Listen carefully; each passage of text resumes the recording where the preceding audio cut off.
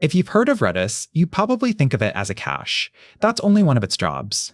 Think of Redis as a super fast file cabinet that lives entirely in RAM. You give it a key, like a label on a drawer, and it stores a value there. The value isn't always plain text. It can be a counter, a list, a set of unique IDs, a ranked leaderboard, or a stream of events. That flexibility is what makes Redis so useful in real backend systems. Traditional databases write to disk on most operations. Disk is reliable, but slow compared to memory. Redis keeps its working data in RAM, so a command can find a value almost instantly. There are no SQL joins and no full table scans for a simple key lookup. You send a key, Redis returns the value. The trade-off is capacity. Redis can only hold what fits in memory, so you choose carefully what belongs there. Every piece of data in Redis lives under a unique key. A key is just a string label, like user 1042 session or product 1011 cache. The value behind that key can be a simple string, or a richer structure like a hash or a list. Your application never scans tables looking for rows. It asks Redis for a specific key and gets an immediate answer. That simple contract is the foundation of every Redis pattern you will learn in this course. Calling Redis only a cache undersells it.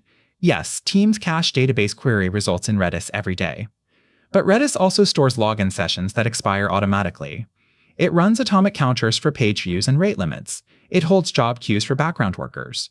It ranks players on leaderboards. And with streams, it can append durable event logs. Same server, many jobs, each using the data structure that fits the problem. Here's how those jobs look in production. Sessions store a login token under a key with a time to live so old sessions disappear without a cleanup cron. Caching stores a serialized database result under a product or user key so the next request skips the database. Counters use a single atomic increment so two servers never race when updating a view count. Queues push email or webhook jobs onto a list and workers pop them when ready. Leaderboards keep players sorted by score so top 10 queries stay cheap. Redis is a data structure server. The 6 types you will use constantly are string, hash, set, sorted set, list, and stream. This masterclass also gives full lessons to Bitmap, HyperLogLog, and Geo. We demo the 6 next, then preview the specialty 3. Each gets its own deep dive later. Start with strings. Use set to store a feature flag under dark mode, then get that key back. Redis returns on. Same pattern for a session token or a cached JSON blob. 1 key, 1 value. The same string type powers counters. Call increment on page views to bump the count safely, then get the key to see the new number. 2 servers can increment at once and Redis still keeps the correct total. Hashes model flat objects. With hset, store name, email, and plan under user 42 in one go. Then get just the email field. You update one piece without rewriting the whole profile. Sets store unique members. Use sadd to put Redis in cache on a product tag set. Add Redis again and it still appears only once. Members shows the unique list. Same idea for online user IDs. Sorted sets add a score to each member. Use zadd to put Alice, Bob, and Kara on a game leaderboard with their points. Then zrevRange with scores returns the top 3 high to low. Redis keeps the ranking ordered for you. Lists keep ordered sequences. Push a welcome email job onto the mail queue. When a worker is ready, rpop takes that job off the list. Producer pushes, worker pops. A simple queue with 2 commands. Streams append events in order. Use xadd to write an order paid event onto an order stream. Redis gives it an ID. Use xrange to read that log back so consumers can follow new events or replay history. That durability is why streams fit pipelines and audit trails. 3 more types get full lessons in this masterclass. Bitmaps flip individual bits, dense flags, and presence calendars. HyperLogLog estimates unique counts with a tiny footprint. Geo stores longitude and latitude for nearby queries. After sorted sets, we deep dive each one with real commands, then move into messaging and coordination. Keep this architecture picture in mind. Your application does the work. Your primary database is the warehouse, permanent, queryable, and slower for hot paths. Redis sits in between like a desk next to you. The items you reach for constantly live there for speed. When something is no longer needed, time to live can expire it automatically. Redis does not replace your database. It accelerates the paths that must stay fast while the database remains the source of truth for durable records. Before patterns and data structures, confirm you can talk to Redis. Start a local server, then open the Redis command line. Type ping. If Redis answers Pong, your connection works. That tiny handshake matters. Every later example assumes your client can reach a running Redis instance, whether that is Docker on your laptop or a managed Redis in the cloud. Here are the first commands every engineer learns. Set a greeting to hello Redis. Get greeting returns hello Redis. Exist confirms the key is there. Del removes it. Type tells you the value is a string. These commands look simple, but they are the same primitives behind sessions, feature flags, and cached JSON blobs. Temporary data is where Redis shines. Set a session key for user 42 with an expiry of 30 minutes. Check the remaining time to live to see the seconds left. When the timer hits 0, get returns nil because the key is gone. No cron job required. Lesson 2 goes much deeper on key naming, sliding sessions, and cache aside with time to live. Redis executes commands on a single main thread. That sounds like a limitation, but for many workloads, it is a feature. 2 clients can increment page views at the same moment, and Redis still applies those updates one after another with no lost counts. You do not need application locks for a simple counter. The cost is that a slow command blocks others, which is why production Redis avoids heavy key scans and prefers scan instead. Remember the primary model. Redis serves from memory. For durability, Redis can also write to disk. RDB snapshots dump the dataset periodically. AOF logs every write so Redis can rebuild state after a restart. Managed Redis providers usually enable persistence for you. For this course, treat persistence as a safety net, not the reason Redis is fast. Speed still comes from RAM lookups. Use Redis when the access pattern is simple and speed matters. Sessions with automatic expiry.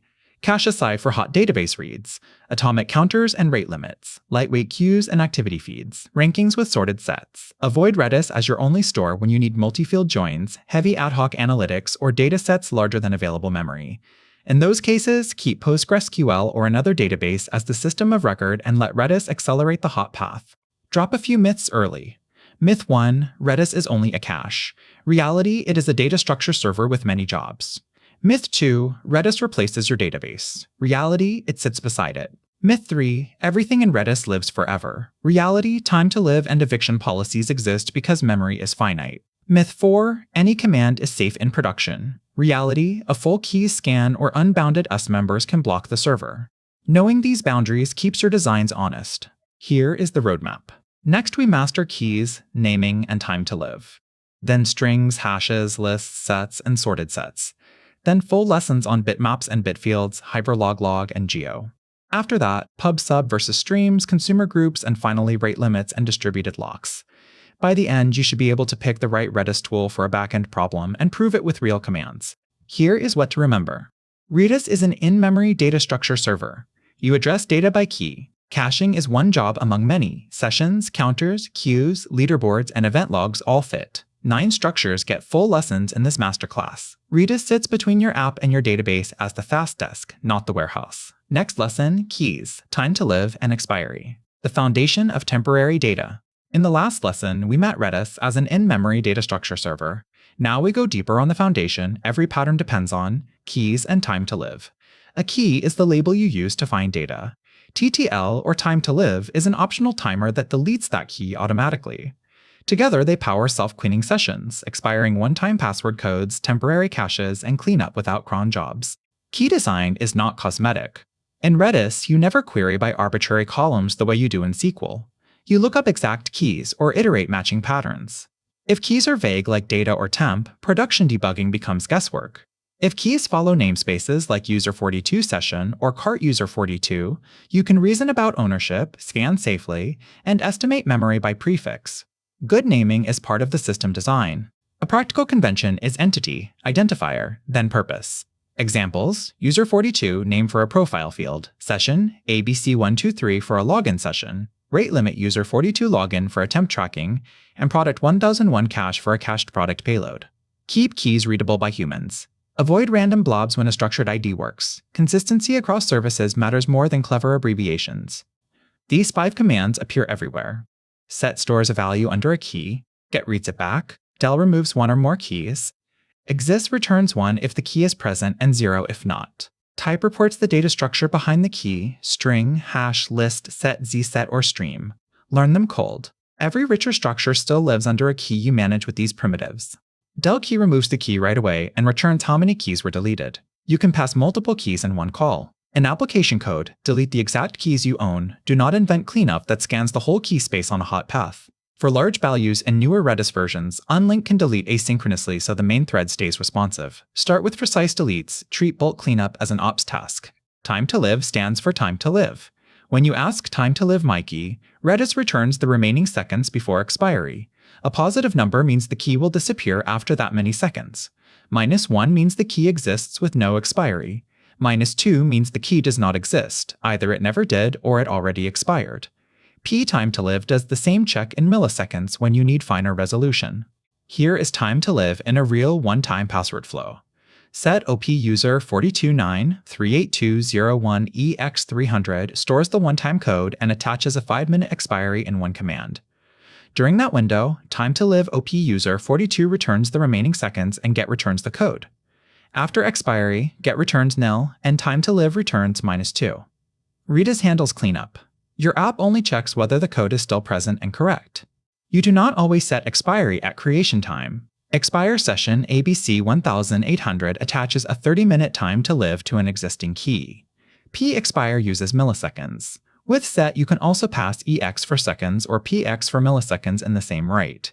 Keep time to live on set preserves an existing time to live when you overwrite a value, useful when updating session payloads without resetting the clock by accident. Sliding expiry keeps active users logged in while inactive sessions die naturally. On login, set session ABC user 42EX 1800 creates a 30-minute window. On each authenticated request, call expire session ABC 1800 again to restart the timer from now. A busy user never hits unexpected logout. A user who walks away loses the session after 30 quiet minutes.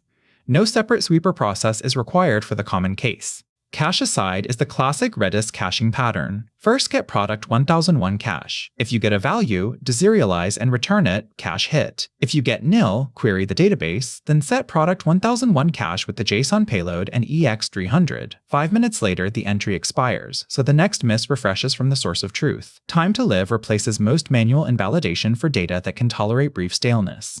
This is one of the most common production bugs. A key has a time to live. Someone later runs setKeyNewValue with no EX option. Redis replaces the value and clears the expiry. The key now lives forever unless eviction or a later expire intervenes. Fix it by including EX or PX on the write, calling expire after the write, or using set with keep time to live when you intentionally preserve the old timer. Keys user looks convenient and is dangerous in production. It walks the entire key space and can block Redis while it runs. Prefer scan with a cursor, scan 0 match user, COUNT 100. Redis returns a new cursor and a batch of matches. Repeat until the cursor returns to 0. Count is a hint for batch effort, not an exact size guarantee. Use scan for ops tooling and migrations, not on every user request. Persist key removes any time to live so the key becomes permanent until deleted. That is useful when promoting temporary data into a longer-lived record, but dangerous if done accidentally on cache keys. Rename old new moves a key to a new name and overwrites the destination if it exists. Use rename and X when you must not clobber an existing target. Treat these as deliberate ops or migration tools, not casual request path commands. Time to live and eviction are related but not the same. Time to live is a per key timer you set. Eviction policies decide what Redis may drop when max memory is hit, for example least recently. Used keys among keys with an expire setting. A missing time to live does not mean a key is safe forever if the instance is under memory pressure. Design hot data with TTLs, size your memory, and know which eviction policy your environment uses. Before you ship, check these habits. 1. Every temporary key gets an explicit time to live at write time. 2. Overwrites that should stay temporary include EX, PX, or keep time to live. 3. Production iteration uses scan, not keys. 4. Key names include entity and ID, so ownership is obvious. 5. Do not store unbounded growth under one key without a trim or expiry strategy. These 5 prevent most early Redis outages. Here is what to remember. Every Redis value lives under a unique key. Name it with predictable namespaces. Use set, get, del, exists, and type as your daily toolkit. Attach time to live with EX, PX, or expire so temporary data cleans itself up. Sliding expiry refreshes active sessions. Cache aside uses get, then set with EX on misses. Never rely on keys in production. Next lesson, strings, counters, and feature flags in depth. Last lesson covered keys and time to live. Now we focus on the most common value type, strings. In Redis, a string is binary safe and can hold text, numbers, or serialized JSON. With Inker and friends, the same type becomes an atomic counter. That combination powers feature flags, view counts, rate limit windows, and simple caches without a second system. Before new commands reconnect the foundation, a string value always sits under a key you choose. If the data is temporary, a flag, a counter window, a cached blob, attach EX or expire. If you overwrite with a plain set, you can lose time to live, just like we covered. Every string pattern in this lesson assumes you still own naming and expiry. Set user42 name Alex stores a value. Get user42 name returns it.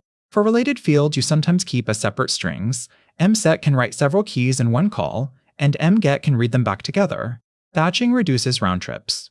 Prefer hashes for true multi-field objects covered in the next lesson, but mset and mget are useful when keys are independent yet fetched together. Set supports guards that prevent accidental overwrites. NX succeeds only when the key does not exist, perfect for first write wins, locks, or initial counters. XX succeeds only when the key already exists, useful for updates that must not create keys. Combine with EX to create a temporary value in one atomic command. These options show up again in distributed locks later in the course. Application-level counters are easy to get wrong. 2 servers get a count, each add 1, then set, and 1 update is lost. Anchor page home views does the read, modify write inside Redis atomically, and returns the new value. Anchor by adds a custom amount. Deker and deker by subtract. Because Redis runs commands one at a time on the main thread, concurrent increments stay correct without app locks. Many counters should not live forever. A common pattern is anchor a key, then ensure it has a time to live on first creation. For example, anchor views 2026-719 and expire that key for 2 days if time to live was -1. Another approach is set key 0EX900NX before incrementing inside a 15-minute window. The window expires, the key disappears, and the next anchor starts fresh. Pairing counters with time to live is how rate windows begin. Walk through failed logins. On a bad password, anchor login attempts user42. If the return value is 1, expire the key for 900 seconds. If the value reaches 5, reject further attempts and show the remaining time to live as wait time. When the key expires, the user gets a clean window. This is simple, atomic, and works across many app servers sharing one Redis. Strings make lightweight feature flags. Set feature new checkout enabled EX86400 turns a flag on for a day. App code gets the key and branches, enabled means new checkout, anything else means old checkout. Flip the value in Redis and every instance sees the change on the next read. For safer rollouts, store percentage as a number string and compare a user hash and application code. For cache aside of database records, serialize to JSON and store as a string. Set user42JSON with the payload and EX300. On the next request, get and JSON.loads in your language. This is fast and simple. The downside versus hashes is partial updates. Changing one field means rewrite the whole string. Use strings when you always read and write the object as a unit. Beyond set and get, append adds bytes to the end of a string and returns the new length. String length returns length without fetching the whole value. Get range returns a substring by index. These are handy for small logs or building values incrementally, but they are not a replacement for streams when you need durable event history. Prefer the command that matches the real problem. GetSet sets a new value and returns the previous value in one step, useful when rotating tokens. Anchor by float adjusts a counter by a floating amount when integer anchor is not enough. Still remember, if the stored string is not a valid number, increment command's error. Initialize counters deliberately, and do not mix JSON blobs with anchor on the same key. Picture 2 web nodes handling page views at the same millisecond. Both read 12, both write 13, one view vanishes. With anchor, Redis serializes the increments and returns 13 then 14. That is the core reason Redis counters are popular for analytics edges, rate windows, and inventory-style tallies that must not drift under concurrency. Strings are default, not universal. If you frequently update one field inside a larger object, use a hash instead of rewriting JSON. If you need ordered durable events with acknowledgement, use streams. If you need unique membership tests, use a set. Strings excel at single values, flags, counters, and whole object caches. Choose the structure that matches access patterns. Watch for these mistakes. Running anchor on a JSON string throws an error and surprises callers. Creating rate limit counters without time to live leaves keys forever. Using set without NX when you meant first. Write wins, overwrites an existing lock or flag. Storing huge blobs under one string without time to live can pressure memory. Keep values purposeful, typed correctly for the command, and bounded in lifetime and size. Here is what to remember. Redis strings store text, numbers, and binary safe payloads. Set options like EX, NX, and XX make writes precise. Anchor and anchor by give you race. Safe counters across many servers. Pair counters with time to live for windows like failed logins. Feature flags and JSON caches are simple string patterns. Next lesson, hashes for flat objects with partial field updates. Last lesson, use strings for single values, counters, and whole JSON blobs. Hashes solve a different problem: flat objects with many fields. A user profile, account settings, or shopping cart quantities fit naturally. You update email or plan without fetching and rewriting the entire object. That saves bandwidth and avoids lost updates on unrelated fields. If you always read and write a document as one JSON unit, a string hash is fine. If you change one field often, plan, phone, cart quantity, a hash is usually better. Same Redis instance, different access pattern.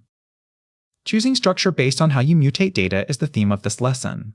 hset writes one or more fields on a hash key. For example, on the user hash, set name, email, and plan in one command, 3 fields created. Later, hset again to add phone without touching the rest. Hset returns how many fields were newly added. Pure updates to existing fields may not bump that count. Check your Redis version if you depend on the return value.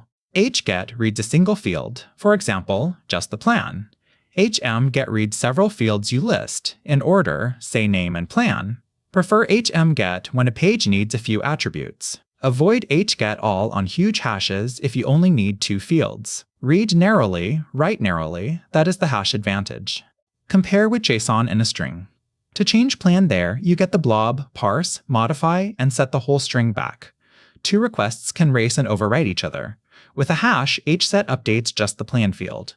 Concurrent updates to different fields do not clobber each other. That is why hashes are the default for mutable profiles and settings. Hashes store field values as strings, but hincrby treats a field as an integer counter. See to cart hash with product quantities. When the user adds another unit of the same product, hincrby bumps that field, say from 2 to 3. Concurrent add to cart clicks stay correct without locking in the app.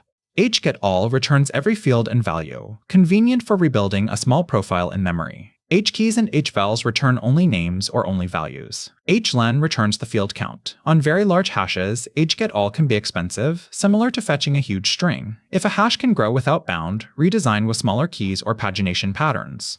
hdel removes one field, for example email, and leaves the rest of the hash intact. hexists checks whether a field is present and returns 1 or 0. Deleting the last field typically deletes the key as well, so a key level exists may then return 0. Use field deletes for sparse optional attributes instead of storing empty placeholders forever. When a hash might contain thousands of fields, for example a giant sparse cart or feature map, do not casually hgetAll in a hot request. hgen walks fields in cursor batches, similar to scan for keys. Use it in migrations, analytics jobs, and admin tools. For user-facing paths, keep hashes bounded or model differently. Important limitation: time to live is per key, not per field. Expire on the profile hash expires the entire object. Every field goes together. You cannot natively say email expires in 5 minutes while plan lives forever inside the same hash without extra modeling. If you need different lifetimes, use separate keys or store expiry metadata carefully in the application. Decision framework: choose hashes for flat objects with frequent single field writes, profiles, settings, carts. Choose JSON strings when the document is nested, always loaded fully, and rarely partially updated.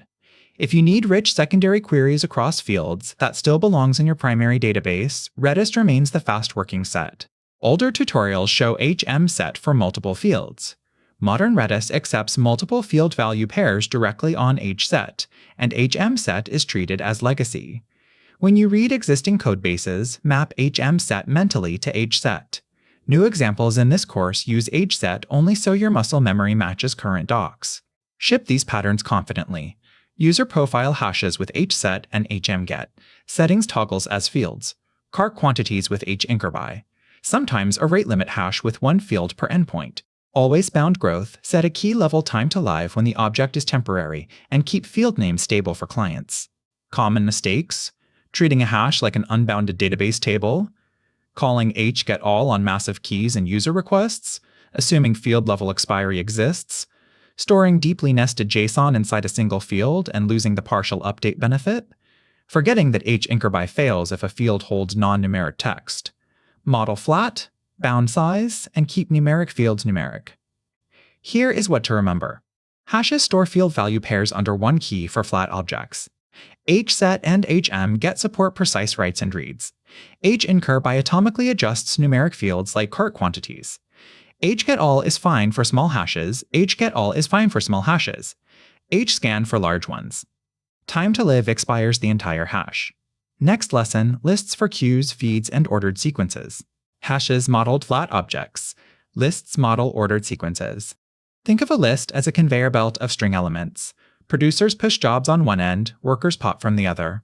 The same structure also powers recent activity feeds when you trim to a fixed length. Order is the point, you control head and tail with left and right commands. A Redis list has a left end and a right end. lpush inserts at the left. rpush inserts at the right. lpop removes from the left. rpop removes from the right. That flexibility lets one structure behave like a FIFO queue or a LIFO stack depending on which pair you use. Visualize the ends before memorizing command names. For a classic first-in, first-out queue, rpush new work onto the right and lpop from the left. The oldest job leaves first. Example, rpush queue emails a welcome payload, then another reset payload. lpop queue emails returns the welcome job first. This is the default pattern for simple background email or webhook workers. Busy polling with lpop wastes CPU when the queue is empty. brpop queue emails 0 blocks the client until an element is available, then returns it. The 0 timeout means wait forever. A positive timeout returns nil after waiting. Producers still rpush. Workers sleep efficiently inside Redis instead of spinning in application code. For a recent activity feed, lpush each event so newest items sit at the left. Without a bound, the list grows forever.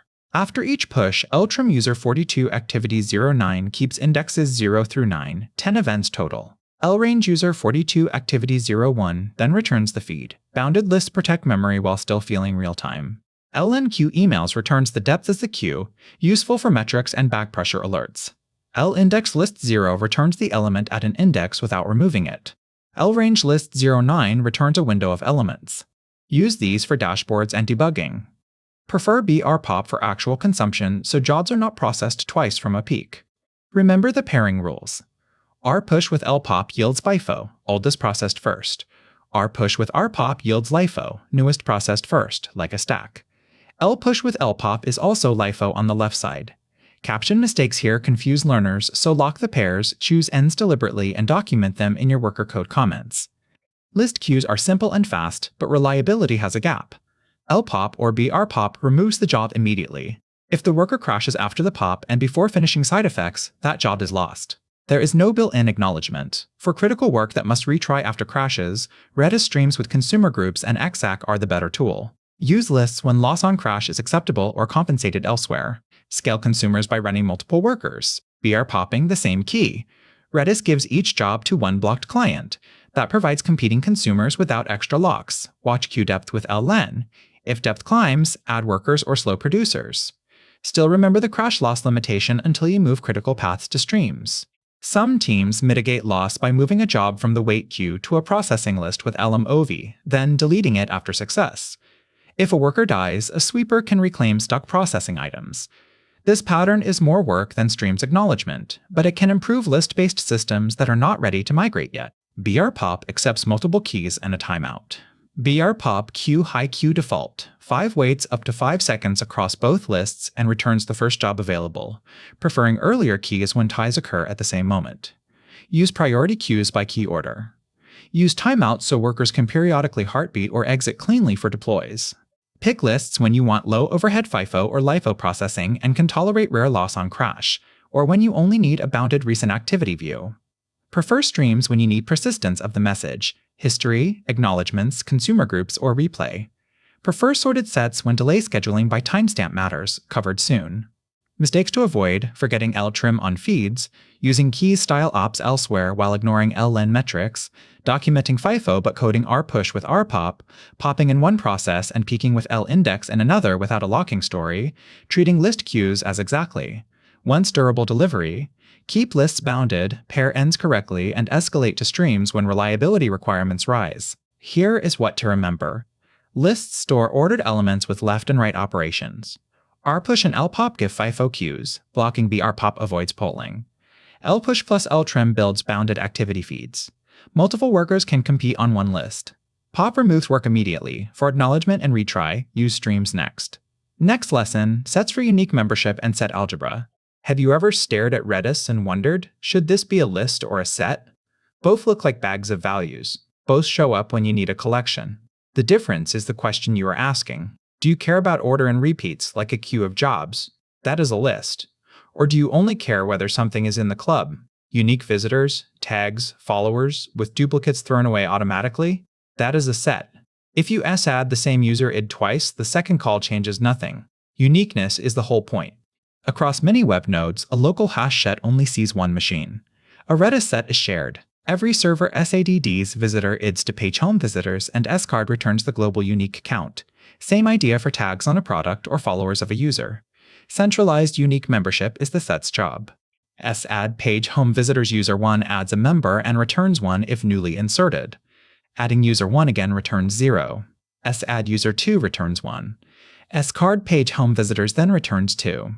That return value from sadd is useful when you want to know whether this was a first-time insert for analytics. S is member page home visitors user 1 returns 1 when present. This is the membership test you want for feature entitlements, block lists, or follow state checks. SMIS member can check several candidates at once on newer Redis versions. Prefer these over pulling all members into the app just to test containment. Sinter returns members present in every listed set, common interest between two users. Union returns members in any set, combined tags. Sdiff returns members in the first set but not the others, for example users who follow A but not B. These commands run inside Redis, so you do not ship full sets over the network to compute overlaps in application memory. See two interest sets. User 1 likes Redis, Python, and Backend. User 2 likes Redis, JavaScript, and Frontend. Sinter returns Redis. Union returns all 5 unique topics. Sdiff user 1 interest user 2 interest returns Python and Backend. That is enough to build simple recommendation or social overlap features. Srem deletes specific members. Spop returns and removes one or more random members, useful for random assignment queues. Srandmember returns random members without deleting them, useful for sampling interests for recommendations. Note the spelling, srandmember, not a truncated form. Use count carefully. Negative counts change duplicate behavior in sampling. Members is fine for small sets and dangerous for huge ones. It returns every member in one response and can stall Redis. Scan 0 match count 100 walks with a cursor and batches. Count is a hint for how much work to do per call, not a promise of exactly 100 members. Production iteration uses scan, same spirit as scan for keys. Call scan my set 0 count 100. Redis replies with a next cursor and a batch of members. If the cursor is not 0, call again with that cursor. Stop at 0, process each batch in your job. This pattern keeps memory and latency predictable during migrations and audits. Social edges map cleanly. Add user 1 followers user 42 records. That user 42 follows user 1. Is member checks follow state. Enter user 1 followers user 5 followers finds mutual followers. For commerce, add product 1001 tags. Electronics laptop stores tags, and enter across tag indexes can help simple tag intersection queries. A practical analytics pattern is one set per day, visitors 2026 719. Add each visitor, scard for the daily unique count, and expire the key after a retention window. When the key expires, all members disappear together. That is often simpler than pruning individual members. Choose sets when uniqueness or membership tests dominate. Choose lists when order and duplicates matter. Choose hashes when you store attributes on an object. Choose sorted sets when each member needs a score. Matching structure to question prevents awkward secondary indexes in application code. Avoid these traps, assuming set iteration order is stable and meaningful, calling members on multi-million member keys in a web request, truncating the srand member command name and scripts, expecting sadd to error on duplicates. It quietly returns 0, forgetting time to live on daily sets so analytics keys live forever. Keep semantics and ops hygiene tight.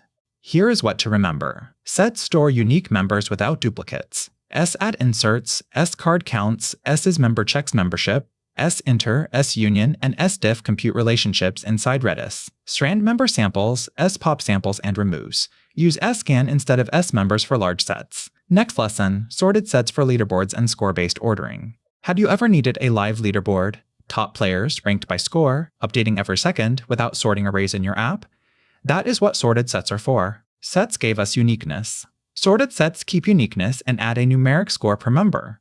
Redis maintains order by score so top-end queries, rank lookups, and range scans stay cheap. Leaderboards, priority queues, delayed jobs with timestamps as scores. Same structure.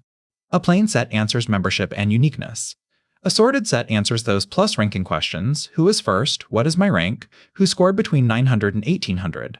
If you need order by a number, reach for sorted sets instead of sorting in application memory. Z-add inserts a member with a score, say user 1 at 1500. Add more players the same way. If you Z-add an existing member with a new score, the score updates and order adjusts. Members remain unique. A user appears once with one score. By default, Z-range returns low score to high. Leaderboards usually want high to low, so use Z-range. Ask for the top 3 with scores. Indexes are zero-based ranks in the order you requested. With scores is almost always what UI code wants. When player 2 starts at 900 and earns 700 more points, Z-increby bumps their score to 1600. Redis reorders automatically. You do not resort arrays in the app. Run the command and read the new score from the return value. Concurrent Z-increby calls on the same member serialized safely inside Redis. That matters for multiplayer games and shared ranking systems where many events hit at once. Z-score returns a player's points. Z-rev rank returns their zero-based place from the top. Z-rank uses low to high order instead. These power you are ranked number 4 UI without scanning the whole set in the application. Beyond top N, sorted sets excel at score windows. Z-range by score returns everyone between 2 scores. Use -infinity and +infinity for open bounds. This helps segment players or implement numeric filters without a secondary database query. Store future work by using epoch seconds as the score. Z-add a job ID with a due timestamp. Workers poll with Z-range by score from -infinity up to now, process due jobs, then Z-rim them so they are not handled twice. The score is the clock. Redis keeps the queue ordered by due time. At weekend, you might drop everyone under 100 points with Z-rim range by score. For delayed jobs, remove anything older than a retention cut line. Range deletion avoids scanning members one by one in application loops. Z-card returns how many players are ranked. Z-count returns how many scored inside a band, say 1000 to 2000. These are cheap metrics for dashboards, total participants, how many reached a threshold, how many delayed jobs are due soon. 2 players can share a score. Members remain unique, so the same user ID cannot appear twice. When scores tie, Redis uses lexicographical ordering of the member strings as a deterministic tiebreak. If you need richer rules, encode them into the score carefully or store tiebreak data elsewhere. Reach for sorted sets when the primary question is ordered by a number. Leaderboards and contest ranks. Latest N indexes using timestamps as scores. Priority queues where lower score means higher priority. Delayed execution schedules. If you only need uniqueness without scores, a plain set is simpler. Mistakes, mixing milliseconds and seconds in the same delayed job key, forgetting with scores then rereading scores one by one, using Z-range when you meant Z-rev range for top scores, removing due jobs without a claim pattern under concurrency, treating member names as mutable display strings, use stable ids. Here is what to remember. Sorted sets keep unique members ordered by score. Z-add inserts, Z-increby updates, Z-rev range reads top N, and Z-range by score filters by window. Timestamp score schedule delayed jobs. Z-rem range by score cleanse ranges. Next, bitmaps and bitfields, dense flags, calendars, and packed counters. Have you ever needed to ask a yes or no question for millions of users? Were they active today without storing every ID in a set? That is where Redis bitmaps shine. Sets are great for unique IDs, but they cost memory per member. When the question is only yes or no for a huge population, bit offsets win on density. Under the hood, a bitmap is a Redis string. The difference is how you address it, bit offset instead of the whole value. Prefer a set when you need the actual member ids back. Prefer a bitmap when offsets are dense integers, user ids in a known range, day of year indexes, and similar. Set bit marks a user present for a day. Offset 42 means user 42 logged in. Redis grows the string as needed and returns the previous bit. Get bit reads that flag back. Offsets are zero-based. Setting bit 1 million only needs about 125 kilobytes. That density is the point. Bit count returns how many users were present that day. Optional byte ranges let you count a slice. This is the daily active users pattern, 1 key per day, 1 bit per user id, bit count for the headline metric without storing every user ID as a set member. Bit pose for 1 finds the first set bit. Bit pose for 0 finds the first clear bit. Useful for allocating the next free slot in a dense ID space. Combine with byte windows when you only care about a range. Scanning for the first free bit beats maintaining a separate free list. Bit op and stores bits set on both days. Users active on day 1 and day 2. Bit op or unions presence. Bit op XOR finds differences. Bit op not inverts a bitmap. Always write the result to a destination key. Retention cohorts and multi-day streaks become Redis side Boolean math. Mark user 1 on both days and user 2 only on day 1. Bit op and writes the intersection into a result key. Bit count on that result returns 1. Only user 1 was present both days. That is cohort analysis without shipping full member lists to application memory. Store a per user activity calendar with set bit at day of year offsets. Bit count shows how many days they were active. Bit pose finds the first active day. A year of daily flags is only about 46 bytes per user. Contribution grids and streak counters fit this model, as long as calendar days map to dense offsets. Bitfields go beyond single bits. Bitfield can get an unsigned 8-bit integer at an offset and set or incur by update packed fields. You can store many small counters, lives remaining, inventory bins, game stats, in one key with explicit widths. That is dense structured state, not just flags. Packed integers can overflow. Overflow wraps like machine arithmetic. Overflow set clamps at the min or max for the type. Overflow fail refuses the write and returns null for that op. Take fail when silent wrap would corrupt inventory. Put overflow before the incur by in the same bit field call. A million consecutive user bits is about 125 kilobytes. A set of a million user id strings is megabytes. But set bit at offset 2 billion allocates a huge sparse string. Redis does not magically compress giant holes. Keep offsets dense, shard by day or tenant, and expire daily keys. Choose bitmaps for daily active users by user ID offset, streak calendars, Boolean feature matrices, and bitop cohorts. Choose bitfields for fixed schema-packed counters. Choose sets when you must list the actual members. Choose HyperLogLog next lesson when you only need approximate unique counts.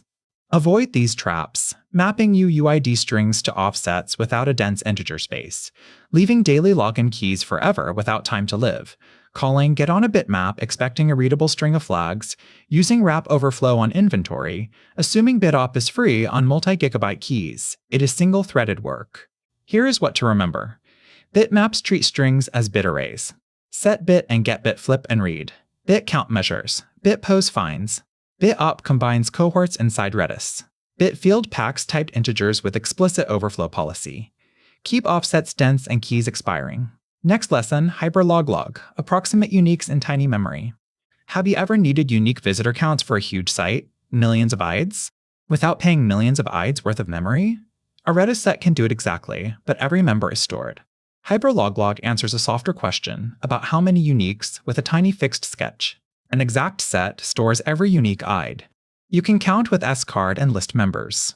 HyperLogLog stores a probabilistic summary only. You get an estimate. You cannot list who is counted. If finance needs exact pairs, use a set or a database. If a dashboard needs live unique visitors, HyperLogLog fits. pfadd sends visitor IDs into the sketch. The ID is observed, then discarded. It is not stored as a set member. Add user 1, estimate about 1. Add user 2, estimate about 2. Add user 1 again, duplicate. Estimate stays about 2. pfcount reads that estimate. The sketch stays about 12 kilobytes even when cardinality is huge. Typical standard error is about 0.81%. 10 million uniques might read a little under or over. That is excellent for charts. Do not bill customers from this number. pfcount can take several keys. That estimates unique users across those pages as if you unioned the sketches, without building one giant set in memory. Useful for site-wide unique visitors when each page has its own daily sketch. pfmerge writes a combined sketch into a destination key, for example daily sketches into one week key. Later pfcount on the week key reads the rollup. Use this for reporting pipelines and regional sketches combined into a global view. On each request, pfadd the user into that day's sketch. The key stays small. At midnight start a new dated key. Charting jobs call pfcount. Optional pfmerge builds weekly rollups. Pair with bitmaps when you also need exact yes or no presence. Ads care about reach, how many unique people saw the campaign. pfadd on each impression. pfcount gives unique reach. Merge creatives into an overall campaign sketch. You will not get the user list back from HyperLogLog. Keep a warehouse if you need retargeting IDs. There is no membership test, you cannot ask if a user was seen, you cannot list uniques, you cannot remove one user cleanly, you cannot prove an ID was observed. If you need those operations, HyperLogLog is the wrong tool. Use a set, a bitmap with dense offsets, or an analytics store.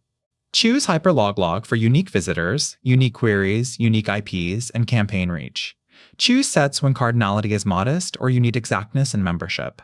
Choose bitmaps when IDs map to dense integers and you need exact bit presence. Avoid these traps, treating PF count as exact in financial reports, using HyperLogLog when you later need the user list, observing raw request UUIDs when you meant user IDs, leaving daily keys forever, comparing merged rollups without documenting how they were merged. Here is what to remember. HyperLogLog estimates unique counts with about 12 kilobytes and roughly 0.81% error. PF add observes, PF count estimates, PF merge rollups. Multi-key PF count estimates unions. Never use it when you need members or exact billing. Next lesson, Redis Geo. Imagine you are building a food app. A customer opens the map and asks one question: which restaurants can deliver within 3 kilometers of me? You could scan every latitude and longitude in the database on every request. That gets expensive fast. Redis Geo is built for that nearby question. Pin places once, then ask who is close. Think of one key, restaurants for the city, as a nearby index. Each member is a restaurant ID with a longitude and latitude.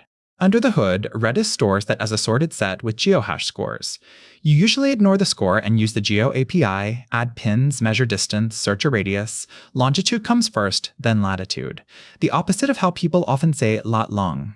When a restaurant joins the platform, or moves, you geo add it, longitude, latitude, then a stable restaurant ID, Pizza Palace, Sushi Go, Burger Barn drop onto the map. Redis returns how many new members were added.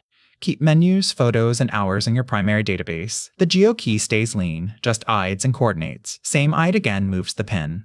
The customer opens the app at their pin. You geo-search the restaurant's key from that longitude and latitude within 3 kilometers, with distances, limited and sorted closest first. Pizza Palace and Sushi Go light up inside the circle. Burger Barn is farther out. Your API takes those IDs and loads names, ratings, and menus from the primary database. Redis answers where. Your database answers what. Sometimes you need the distance between two known places, say Pizza Palace and Sushi Go for a promo radius. GeoDist returns kilometers on a sphere in one call. That is fine for how far as the crow flies. It is not traffic, one-way streets, or delivery ETA. For ETAs, pair Redis with a routing service. The same pattern powers live couriers. On each GPS ping, geo add the driver ID at the new coordinate. Last write wins. When an order needs a pickup, geo search nearby available drivers. Remove offline drivers from the index so stale pins do not steal work. Still keep profile and vehicle details outside the geo key.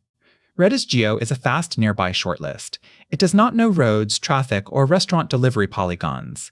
Keep radii practical, neighborhood or city, not continent-wide on every open.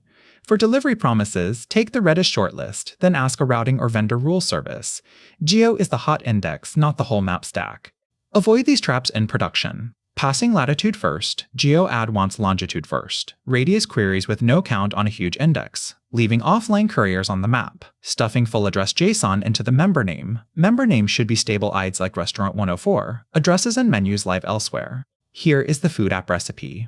Geo add restaurant pins when they join or move. Geo search when the customer opens the map. GeoDist when you need crow flies distance. Use the same idea for live couriers. Longitude first. Great circle is not traffic. Next lesson, poop sub versus streams. Next Redis lesson drops soon. Subscribe so you don't miss it. Imagine you run a small online shop. A customer clicks the buy button, and two things need to happen right away. The browser should show a quick toast that says order placed, and a background worker should send a confirmation email and update inventory. Redis can help carry both of those signals, but you should not use the same Redis feature for both jobs. One path is for live, instant notifications. The other keeps a durable record that workers can read later. In this video, we follow that single checkout moment and see which tool fits each job. A naive design might keep asking the database on a timer, do we have a new order yet? That weighs CPU on every app server and still adds lag. A cleaner approach is to publish one event the moment checkout finishes, and let every interested service react to that event. The real design question is not whether to push, but how long that event needs to survive if nobody is listening when it is published. Let's start with the toast notification, because that is the easier case. Redis pub sub works like a live radio channel for your shop. When checkout finishes, it publishes an order placed message on the alerts channel. Every browser tab that is subscribed and open at that moment receives the message immediately. But if a tab was closed when the message went out, that tab never hears it, because Redis does not store pub sub messages anywhere. There is no inbox to check later, and there is no way to replay a message you missed. For a quick UI hint like a toast, that is usually fine, because the user can refresh the page and still load the order through your normal API. Here is what that looks like in practice, and the commands are very small. In one terminal, a browser tab subscribes to the shop alerts channel. In another terminal, checkout publishes the message order placed. The connected subscriber receives it immediately. Redis replies with the number 1, which means one listener was online at publish time. You can also use pattern subscribe to listen to many channels at once, but the rule never changes. PubSub delivers to connected subscribers now, or the message is gone. Now look at the email worker, because this is where PubSub alone breaks down. Suppose the worker was restarting during checkout. Checkout still publishes order placed on the alerts channel, but nobody was listening at that moment, so the message disappears. No confirmation email goes out and inventory is never updated. You cannot fix that by asking the customer to refresh their browser and hope the stock count corrects itself. Anything involving money, email that must be sent, or inventory that must change needs a durable record that survives even when no worker was changed, needs a durable record that survives even when no worker was online. Redis streams solve the worker problem by keeping a durable log. Picture a notebook stored under a key like orders events. Every time checkout completes, you append a new line to that notebook, and Redis assigns each line an automatic ID. That history stays in Redis until you deliberately trim it. If a worker was down during checkout, it can read from the beginning of the stream or from the last ID it successfully processed. And if a worker crashes halfway through processing, the entry is still there waiting to be retried. The commands stay approachable. Xadd appends an order placed event for order 1001, and Redis returns an ID for that entry. Xread can replay from the beginning of the stream, which is useful when a worker comes back online and needs to catch up. You can also use the special $position to follow only new messages that arrive after the worker starts. The mental model is simple: write events to the log, read events from the log, and trim old history when you no longer need it. Many production shops use both patterns on the same checkout. They write the durable order event to a stream because workers must never depend on PubSub for correctness. Separately, they may publish a tiny PubSub hint so open browser tabs can refresh immediately. If a tab misses that live hint, it is not a disaster because the user can still load the order from your API. The stream holds the truth: PubSub is optional sugar for a faster UI. You can choose between PubSub and streams with one simple question. When checkout finished, if nobody was listening at that moment, must that message still exist later? If the answer is yes, for email, payments, inventory, or any irreversible side effect, use streams. If the answer is no, and a missed message only means a slightly delayed UI refresh, PubSub is a good fit. And never put payments or stock updates on PubSub alone. Next Redis lesson drops soon. Subscribe so you don't miss it. Your shop already uses a Redis stream for order events. Checkout appends each sale, and a background worker reads the stream and sends confirmation email. Then traffic spikes. Orders arrive faster than one worker can process them, so you add a second worker.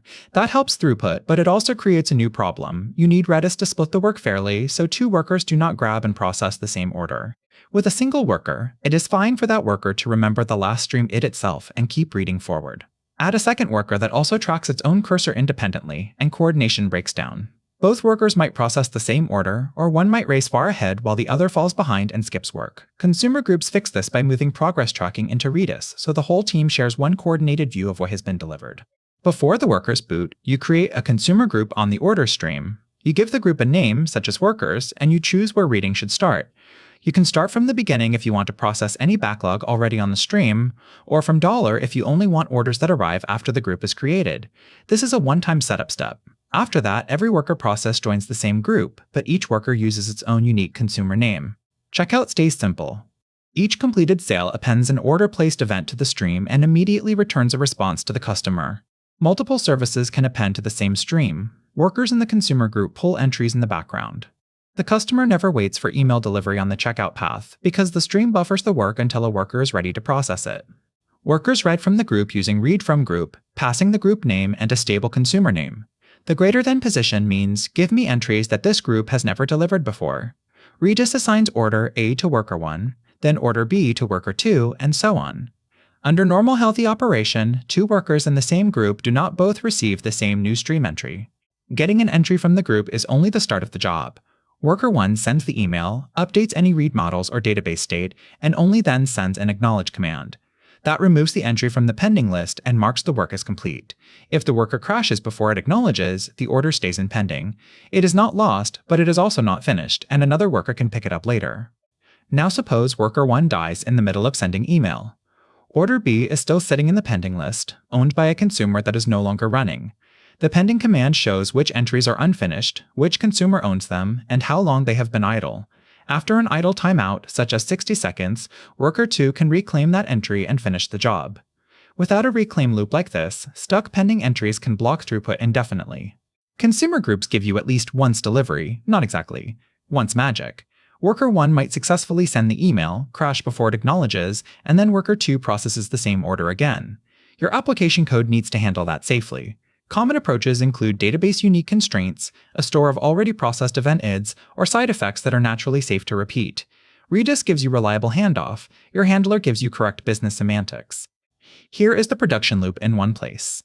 Create the consumer group once. Checkout keeps appending order events. Workers claim new entries with read from group, process them, and acknowledge on success. A background reclaim loop picks up idle pending entries after crashes. Block the read with a timeout so workers sleep efficiently until work arrives. Watch pending depth the same way you watch queue length. And trim the stream so memory stays bounded while still leaving enough history for lagging consumers.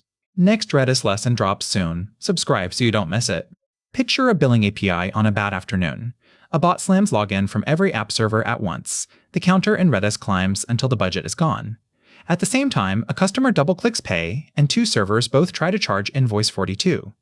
Redis gives you two tools, a shared counter every node increments, and a short-lived lock so only one server runs the charge. The bot does not send all its traffic to one machine. 5 app servers sit behind a load balancer, and if each server keeps its own count, every node only sees a slice of the attack. Put one counter key in Redis and every handler increments the same number. When that number crosses your max, every node rejects. The budget is truly shared. The simplest rate limit is a fixed window, 1 bucket per user per minute. The first login attempt increments the key and you set a 60-second expiry. Every later attempt in that minute bumps the same counter. Cross your max and you reject. Watch the time to live tick down. When it hits 0, the key vanishes and the next increment starts a fresh window. Fixed windows are easy to reason about, but watch the edges. A client can fire 100 requests in the last second of minute 1, then another 100 in the first second of minute 2. Each window looks fine alone, yet 200 requests landed in 2 seconds. That is the boundary burst, why teams move to sliding windows when they need smoother fairness. A sliding window log keeps every request on a timeline. On each hit, drop dots older than 60 seconds, add the new one, and count what is left. That count is how many requests truly landed in the last minute, no boundary cheat. The trade-off is memory. You store 1 entry per request and trim on every hit.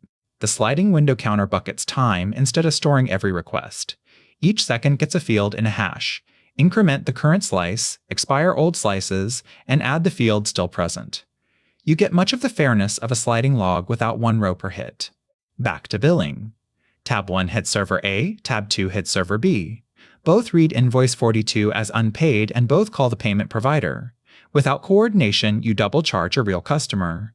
You need exactly 1 winner, and the lock must expire if the holder crashes. Generate a random token. Try to set the lock key only if it does not exist, with a 30-second expiry. Server A gets OK and owns the lock. Server B gets nil and must back off. The expiry is a safety net. If A crashes mid-charge, the key disappears and another server can try later. Deleting the lock key blindly is dangerous. Imagine A runs slow, its expiry passes, and B acquires a fresh lock. If A finally finishes and deletes the key anyway, it steals B's lock while B is still working.